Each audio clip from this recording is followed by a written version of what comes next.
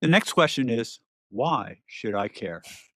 Kinda rude, but I guess whoever wrote that in. But you know what?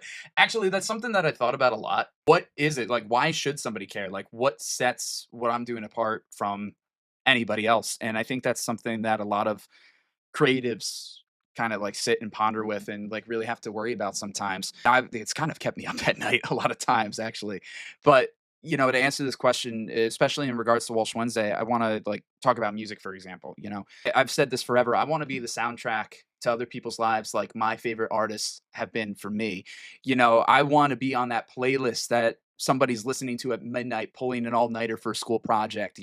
I want to be that song that you're shouting at the top of your lungs with your friends in the car. I want to be that song that sings you to sleep when there are tears in your eyes, things along those lines.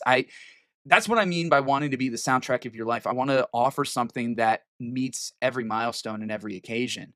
So, some people out there are wondering, it's like, so how does that apply to Walsh Wednesday? Well, I want to introduce you to the soundtrack of your life.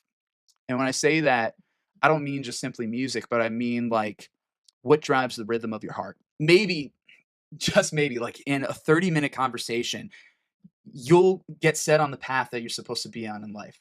Maybe you'll hear your next favorite artist. Maybe you'll hear about some organization or cause that inspires you so much and fulfills your life. And that is like, I need to be a part of this.